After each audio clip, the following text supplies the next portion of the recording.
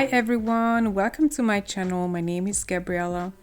The day has finally come for me to release my Cretacolor Megacolor review. I shot the footage several weeks ago and I've been postponing making the voiceover forever, but here we are. So I bought these jumbo pencils at a local art store in early April, and I have already used them a couple of times in some videos, so you may recognize them.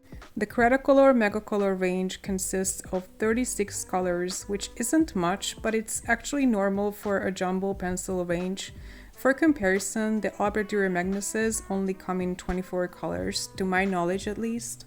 I went for the 24 set as it seemed to have all the basic colors that I like to use in my art, and the 36 count had some extra yellows and reds that I really didn't need, so I felt the 24 would be just enough for me. There's not a ton of information on the packaging. You can pause the video here if you like to read everything, but honestly there's hardly anything. Here at the bottom you can find that they are non-toxic, conform to ASTM, and the manufacturing process is eco-friendly and so on.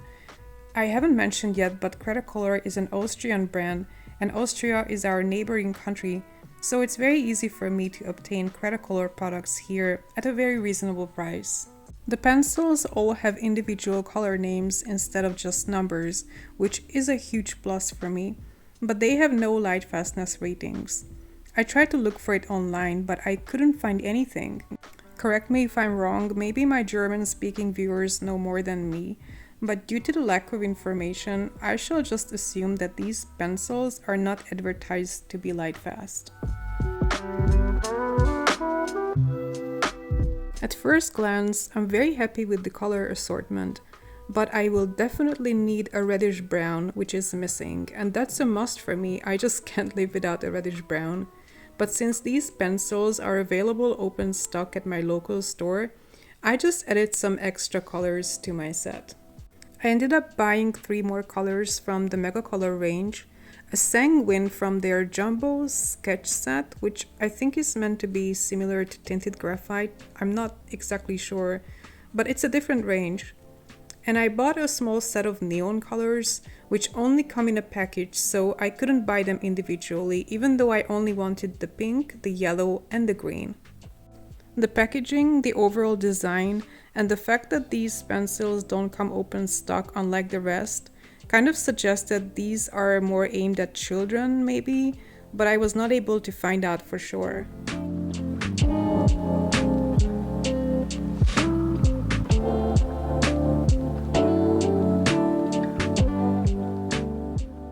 The pencils are the exact same size as the Albert Dürer and the Kohinoor Magic Jumbo pencils. They fit into a standard jumbo sharpener, so you don't have to purchase a separate one just for that. For instance, I use this very affordable Staedtler sharpener that comes with a plastic container, and it works perfectly well with all of them.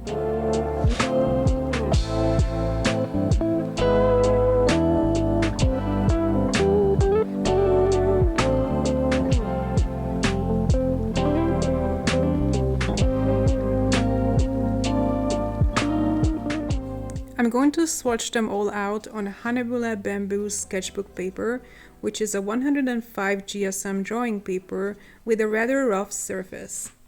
To make it clear what is included in the original 24 count set, and to separate the 3 different brands from each other, I have created a chart for each.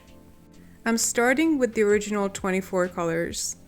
My first impression is that the lead is very soft, but also rather dry and a bit crumbly. The pencils are super pigmented, by the way, and especially on a rough drawing paper like this, I can lay down color very easily. What strikes me is the fact that even though they used conventional color names on the pencils, many of the colors appear a lot more pastel than what I would expect from a certain color. For instance, here you can see me swatch out the color magenta, and just for reference, I'm going to place the Albert Dürer Magnus swatch right next to it so that you can compare the 2 colors, and the Cretacolor one appears to be basically like a pastel pink. These are 2 completely different colors. As I kept on swatching, I realized that this wasn't the only color that seemed to contain white. I will talk more about it when I get to the greens. But what I can tell right off the bat, these pencils are quite opaque and a lot of pigment goes on the paper even without pressing hard. That's not necessarily a bad thing in my book, as I was looking to get a soft lead pencil in a jumbo form to lay down color quickly, especially for backgrounds to not exert my hand. But also I was worried that the tip of the pencil is going to wear off rather quickly, and that proved to be true as I did my first couple of test drawings. And here we are arriving at the greens, which are always crucial in my art because I draw a lot of nature and landscapes. And immediately there are two almost identical looking emerald greens, both of which appear to be pastel. This isn't emerald, and definitely not moss green by any means. They are more like mint greens or like a pastel version of a turquoise green. I mean, they both look pretty if you are into pastel colors. They're not at all realistic looking, and I'm kind of confused why two almost identical looking pastel greens are included in a very limited 24 count set. Instead of both of these greens, I would have much more preferred a reddish brown or a non-pastel magenta, to be honest. The grays are both very impressive, and so is the black.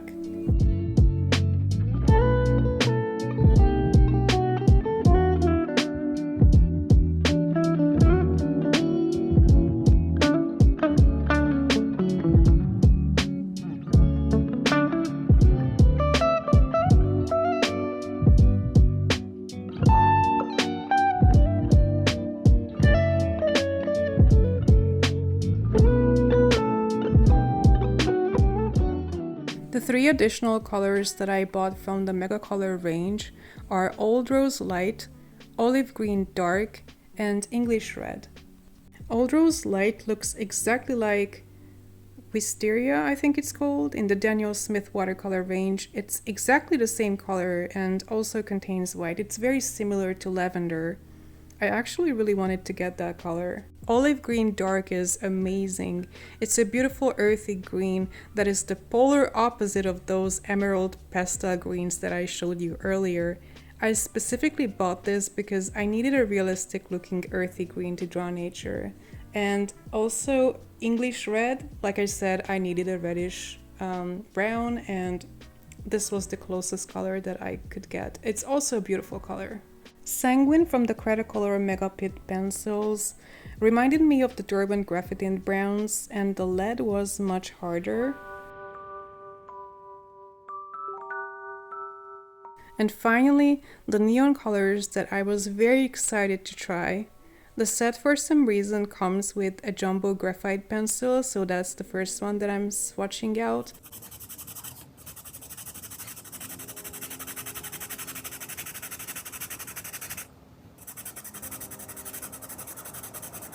I added the sound for a reason. The neon colors are much harder and also a bit less pigmented than the other pencils. They scratch the surface like crazy, so I think I was right about my assumption that they are meant for children. I really wanted to get some neon colors to try them out, and they are kind of hard to find, at least here where I live. And the ones that are available are always for children and not the nicest quality. If anyone knows like a higher end neon color pencil set, let me know in the comments because I'm very interested. I swatched out all the colors on toned paper as well to see how opaque they are. I prefer to use opaque colors in my art. And with the exception of the cadmium lemon, they all appeared to be perfectly opaque, and surprisingly, even the neon colors looked very good on toned paper, something I really did not expect.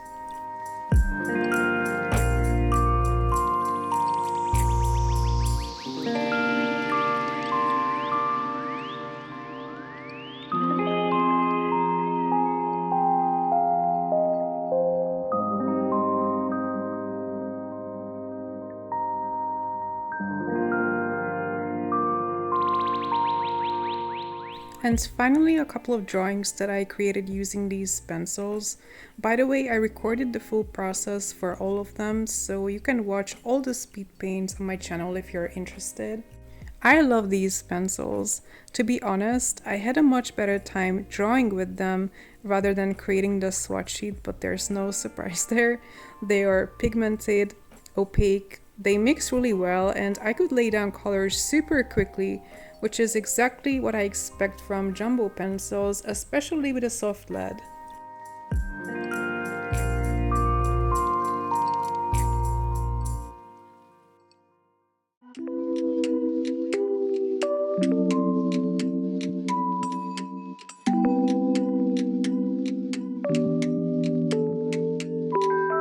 If there's any cons, apart from my disappointment with some of the greens, is the fact that the leads are a bit crumbly and they wear down very fast as I expected in the very beginning.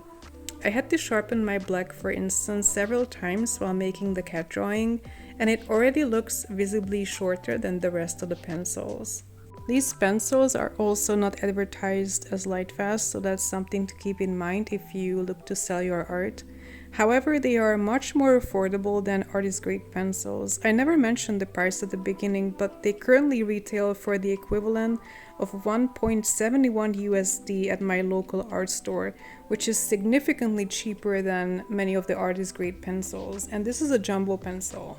I personally am a huge fan of jumbo pencils because of my hand injury. They are simply more comfortable to color with, so I especially recommend it for people with health problems related to their hands. But I also recommend it for children because the colors are, first of all, non-toxic, and also the colors are fun and opaque and kind of pastel looking, so it's definitely kind of interesting looking for children. What I don't recommend them for is professional work because there's no light fastness information, and also based on the cheaper price, I think it's safe to assume that these pencils are not light fast. I am myself going to use them in sketchbooks only. Alright, that's it for today. Thank you for watching this video. Take care and see you next time. Bye!